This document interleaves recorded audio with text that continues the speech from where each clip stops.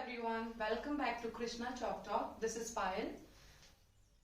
As I had told you earlier that from today onwards or from this video onwards we are going to take topics. So जो सबसे पहला topic मैं ले रही हूँ वो है इंट्रोडक्शन टू ह्यूमन बॉडी. इसमें हम क्या पढ़ेंगे? इंट्रोडक्शन से ही समझ आ रहा है कि इसमें सिर्फ हम इंट्रोड्यूस करेंगे कि ह्यूमन बॉडी क्या है, ह्यूमन बॉडी कैसे बनी है और ह्यूमन बॉडी की फंक्शनिंग कैसे होती है. So let's start. सबसे पहले हम पढ़ेंगे hierarchy of human body. Hierarchy means क्या होता है? किसी भी सिस्टम को सीक्वेंस वाइज रखना जिसकी बहुत सारी लेयर्स होती हैं डिफरेंट डिफरेंट. तो हम उसको क्या करते हैं? हायरार्की में लोवेस्ट से हाईएस्ट लेवल में उसको सेट करते हैं. ठीक है बेटा? सो देखिए, अगर आप लोग चाहें तो वीडियो के साथ अपनी नोटबुक्स लेके बैठ सकते हैं ताकि आप साथ ही साथ मैं जो भी टॉपिक ले रही हूँ उसको अगर आपने नोट डाउन करना है तो आप नोट डाउन कर लीजिए ताकि आपके नोट्स भी बन जाए और अगर आप इस टॉपिक को पढ़ चुके हो इन केस तो रिवीजन हो जाए. सो यस, हायरार्की में सबसे पहले क्या आता है? सेल्यूलर लेवल और सेल्स. सबसे पहले हम पढ़ेंगे सेल्स. सेल्स क्या है? Cell is the structural and functional unit of life. Cell क्या है? स्ट्रक्चर की और फंक्शंस की दोनों को जो लाइफ प्रोवाइड कर रहा है वो क्या है? सेल्स. तो सेल्स आपने पहले भी पढ़े होंगे. जो सेल्स होते हैं वो बने होते हैं मॉलिक्यूल्स से. बेटा किन से बने होते हैं? मॉलिक्यूल्स से. और मॉलिक्यूल्स कहां से आए? मॉलिक्यूल्स आए थे एटम्स से. ठीक है, एटम्स आए, एटम से बना मॉलिक्यूल्स और मॉलिक्यूल्स ने बनाए सेल्स. सो यस, अब आप हायरार्की नोट डाउन कर लीजिएगा.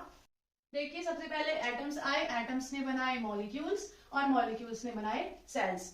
फिर सेल्स ने क्या करा? बहुत सारे सेल्स जब मिक्स हो गए या ज्वाइन हो गए तो उन्होंने बनाया टिश्यू. टिश्यूज ने बनाया ऑर्गन, ऑर्गन बनने लगे. तो फिर ऑर्गन्स, जब बहुत सारे डिफरेंट डिफरेंट ऑर्गन्स ज्वाइन हो गए तो बना एक ऑर्गन सिस्टम. और जब कई सारे ऑर्गन्स ने ज्वाइन होकर एक ऑर्गन सिस्टम बना लिया, एक मशीनरी जैसे वर्क करना जब स्टार्ट कर दिया डिफरेंट डिफरेंट पार्ट्स ने, तो उन्होंने क्या बनाया? ऑर्गेनिज्म. ऑर्गेनिज्म क्या है? Human body. हमारी बॉडी क्या है? ऑर्गेनिज्म. ठीक है, तो ये थी hierarchy of human body. Next comes introduction. Human body क्या है? एक हाईली सोफिस्टिकेटेड टेक्निकल मशीन की तरह वर्क करती है. जैसे एक रोबोट होता है वैसे ही हमारी ह्यूमन बॉडी भी वर्क करती है. इसको हम देखते तो एक सिंगल एंटिटी जैसे हैं कि हाँ एक ह्यूमन बीइंग है कोई. ठीक है, इसको हम एक सिंगल एंटिटी जैसे देख रहे हैं कि yes this is a person. अब देखिए, इसी एक पर्सन के ही बॉडी के अंदर कई सारे डिफरेंट डिफरेंट पार्ट्स हैं, कई सारे डिफरेंट ऑर्गन्स हैं जो कि क्या कर रहे हैं? एक दूसरे को कोरिलेट करके इंडिपेंडेंटली वर्क कर रहे हैं. हर ऑर्गन का एक स्पेसिफिक फंक्शन है. Specific means particular function. हर एक ऑर्गन का एक पर्टिकुलर फंक्शनिंग है. बट कई बार क्या होता है? ये रिलेटेड फंक्शन भी करते हैं. इन केस कोई एक ऑर्गन या कोई एक पार्ट प्रॉपरली फंक्शनिंग नहीं कर रहा है तो दूसरा ऑर्गन या पार्ट रिलेटेड फंक्शन करेगा ताकि बॉडी की वेलबींग मेंटेन रह सके. वेलबींग क्या है? कि बॉडी की जो हेल्थीनेस है या नॉर्मली फंक्शनिंग जो वो कर रही है उसको मेंटेन रखने के लिए रिलेटेड फंक्शन भी करते हैं स्पेसिफिक के अलावा. ओके, अब अगर हमारी बॉडी का एक ऑर्गन या एक पार्ट भी फेल हो जाए या डैमेज हो जाए तो क्या अदर बॉडी पार्ट्स में भी इफेक्ट पड़ेगा? उस चीज का पड़ेगा ना. सपोज करिए अगर किसी की एक किडनी डैमेज हो जाए तो उसकी दूसरी किडनी में ओवरलोड हो जाएगा क्योंकि उसे उस दूसरी किडनी का भी फंक्शन करना है जो कि नॉर्मली फंक्शन नहीं कर रही है. तो क्या होता है? कई बार हमारी बॉडी के पार्ट्स एक दूसरे के फंक्शनिंग्स को भी मैनेज करते हैं या अगर कोई एक पार्ट भी प्रॉपरली फंक्शन ना करे तो हमारी बॉडी की जो होल नॉर्मल फंक्शन है, पूरी बॉडी का ही नॉर्मल फंक्शन क्या हो जाएगा? डिस्टर्ब्ड हो जाएगा. तो this is all for the introduction.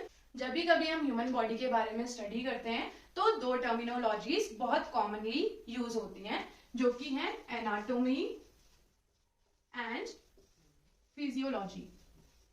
Anatomy and physiology. ठीक है, सो बेटा एनाटॉमी में क्या है? Anatom. It has come from a Greek word anatom. Anatomy कहां से आया है? एनाटॉमी आया है ग्रीक वर्ड एनाटॉम से. Greek word. ठीक है, ग्रीक वर्ड एनाटॉम से बना है एनाटॉमी जिसका मीनिंग है डाइसेक्शन. डाइसेक्शन क्या होता है? डाइसेक्शन सिर्फ किसी चीज को कट करना नहीं होता डिफरेंट पार्ट्स में. इसको सेपरेशन भी बोल सकते हैं, ठीक है। तो एनाटॉमी में हम क्या पढ़ेंगे कि हमारी बॉडी के जितने भी डिफरेंट डिफरेंट पार्ट्स हैं, डिफरेंट डिफरेंट ऑर्गन्स हैं, वो आएंगे एनाटॉमी के अंदर। अब फिजियोलॉजी में क्या आएगा, इनकी फंक्शनिंग। अब हमने एनाटॉमी में ये तो पढ़ लिया कि कितने ऑर्गन्स हैं, कितने पार्ट्स हैं बॉडी में। फिर फिजियोलॉजी में हम पढ़ेंगे कि ये जो डिफरेंट पार्ट्स हैं, डिफरेंट ऑर्गन्स हैं, ये फंक्शनिंग कैसे कर रहे हैं।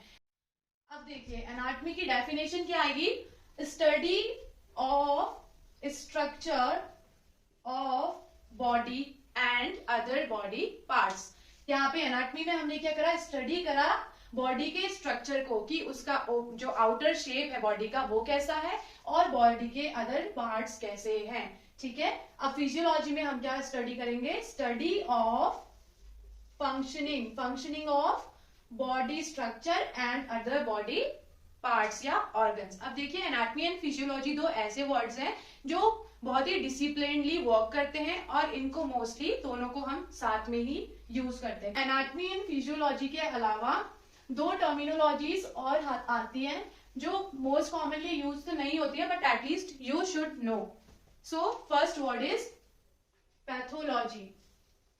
Pathology itself is explaining the meaning of the word beta. So path से क्या समझ आता है, laboratories. लाल पैथ लैब सुना होगा सबने, वेरी कॉमन एंड हर जगह इसकी ब्रांचेस है ना, लैब है ना लाल पैथ लैब।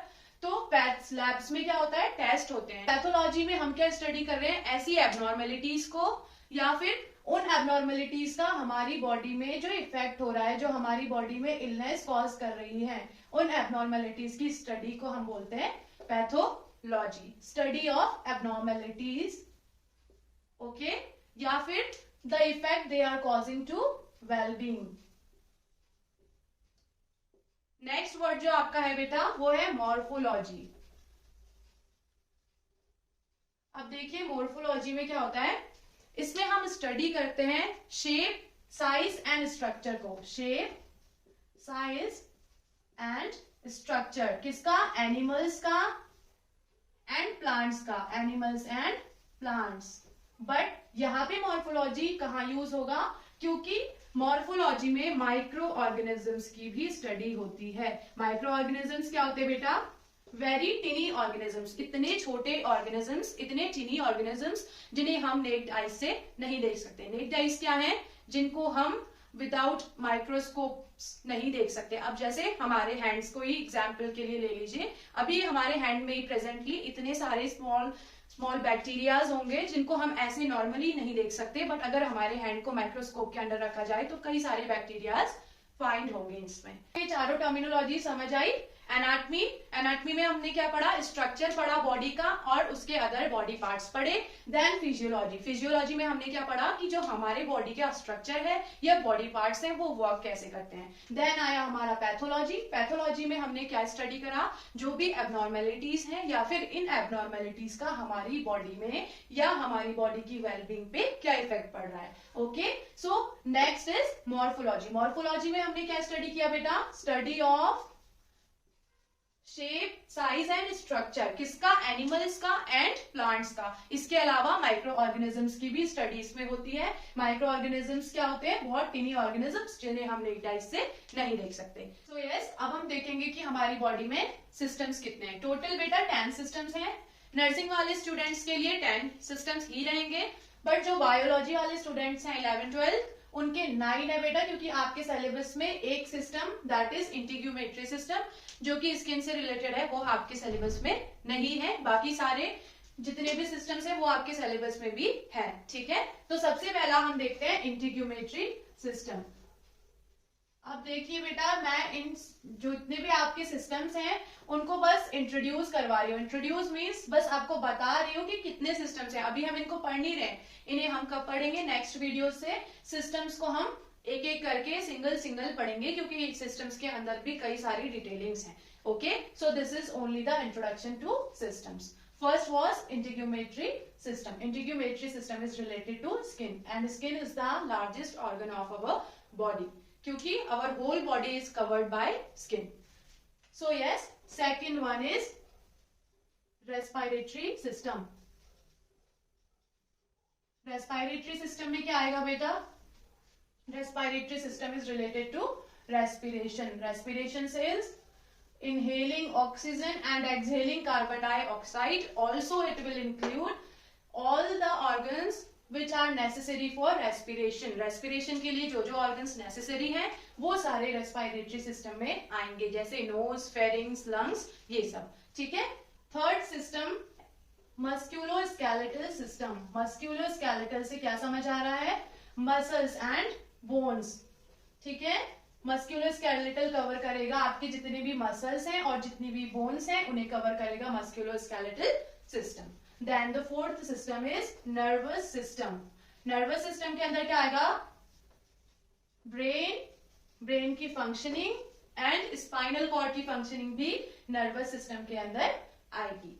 ठीक है. तो फिफ्थ सिस्टम है डाइजेस्टिव सिस्टम.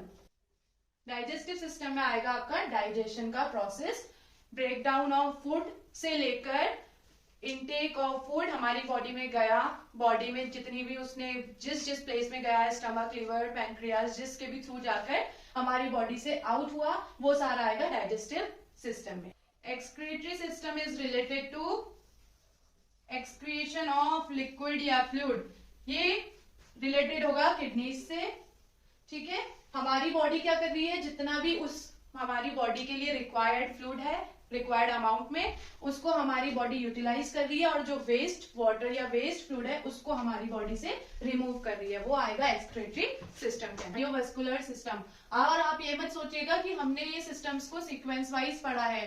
ठीक है. ये सारे ऐसे ऊपर नीचे भी हो रखे हैं, सीक्वेंस वाइज नहीं है. कार्डियोवास्कुलर सिस्टम में क्या आएगा? It is related to our heart, blood, vessels, ये सारी कवर करेगा cardiovascular system.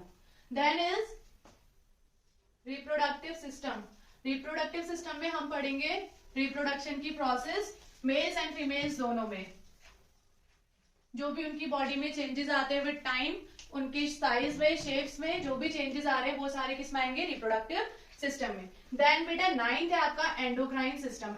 It is related to hormone secreting glands. ऐसी ग्लैंड्स जो हार्मोन सिक्रीट कर रही है, डिफरेंट डिफरेंट ग्लैंड्स हैं, वो सारी हमारी आएंगी एंडोक्राइन सिस्टम में. The last one is lymphatic system. Lymphatic system को हम लिम्फोइड सिस्टम भी बोल सकते हैं. लिम्फोइड सिस्टम या लिम्फेटिक सिस्टम में आएगा बेटा आपका इम्यूनिटी. इम्यूनिटी आएगी इसमें, और कई सारी लिम्फ नोड्स होती हैं, लिम्फ वेसल्स होती हैं, लिम्फ टिश्यूज हैं, लिम्फ ऑर्गन्स हैं, वो सारे हम किस में पढ़ेंगे? लिम्फेटिक सिस्टम में. तो ये थे आपके 10 सिस्टम्स. अब चलिए इनको जल्दी से एक बार रिवाइज कर ले. First one was integumentary system which is related to the skin. The second one was respiratory system which is related to respiration, या फिर रेस्पिरेशन के लिए हमें जो जो भी ऑर्गन्स चाहिए उनसे रिलेटेड है respiratory system. The third one is cardiovascular system. Cardiovascular system is related to the heart and also related to blood. Then the fourth one is musculoskeletal system. Musculoskeletal system किससे related है बेटा? Muscle से and bones से. Fifth आएगा nervous system. Nervous system किससे related है? Brain से और हमारी स्पाइनल कॉर्ड से रिलेटेड है. सिक्स जो आएगा वो हमारा डाइजेस्टिव सिस्टम है. डाइजेस्टिव सिस्टम किससे रिलेटेड है? हमारे माउथ में जो फूड जा रहा है उसको जाने से पूरा डाइजेशन होके, पूरी प्रोसेसेस होके जो एक्सेल कर रहे हैं, हम क्या कर रहे हैं, जो एक्स्ट्रा फूड है या जो हमारी बॉडी को रिक्वायर्ड नहीं है उसको हम क्या कर रहे हैं? बॉडी से आउट कर रहे हैं एज स्टूल. वो सारा आएगा डाइजेस्टिव सिस्टम में. देन सेवेंथ सिस्टम हमारा आएगा रिप्रोडक्टिव सिस्टम. रिप्रोडक्टिव सिस्टम के अंदर क्या आएगा? जितना भी रिप्रोडक्शन का प्रोसेस है वो चाहे मेल्स में हो या फीमेल्स में हो, ये सारा आएगा रिप्रोडक्शन में. तो एट्थ आएगा आपका excretory system which is related to the kidney. Ninth आएगा आपका एंडोक्राइन सिस्टम. एंडोक्राइन सिस्टम क्या है? Endocrine system is related to hormone secreting glands, hormone secrete करने वाली ग्लैंड्स. और ऑल्सो इसमें एंडोक्राइन में आपका ग्रोथ एंड डेवलपमेंट भी यही मेंटेन करता है एंडोक्राइन सिस्टम. ठीक है. जो आपका 10th है वो है लिम्फेटिक सिस्टम. लिम्फेटिक सिस्टम में हम पढ़ेंगे इम्यूनिटी, हमारी बॉडी की जो इम्यून सिस्टम है उसकी स्टडी करेंगे. ऑल्सो जो भी हमारी lymph nodes, lymph vessels, lymph tissues, lymph organs हैं वो सारे हम लिम्फेटिक सिस्टम में पढ़ेंगे. देखिए सबसे पहले हमने क्या पढ़ा था? हमने सबसे पहले इंट्रोडक्शन में पढ़ा हेराकी. हेराकी क्या है? हेराकी में सेल्स है, सेल्स ने बनाए टिश्यूज, टिश्यूज ने बनाए ऑर्गन्स, ऑर्गन्स ने बनाया ऑर्गन सिस्टम और उससे बना ऑर्गेनिज्म. फिर हमने पढ़ा 4 टर्मिनोलॉजीज. वो क्या थी? एनाटॉमी क्या है, फिजियोलॉजी क्या है, मॉर्फोलॉजी क्या है एंड पैथोलॉजी क्या है. ठीक. This is all for this video बेटा. सारे टॉपिक्स जो भी हमने पढ़े एक बार हम रिवाइज कर चुके हैं. I hope my video was useful to you. somehow you got some knowledge from it. So please subscribe, share and like the video. and also stay tuned for more videos, and yes, keep learning.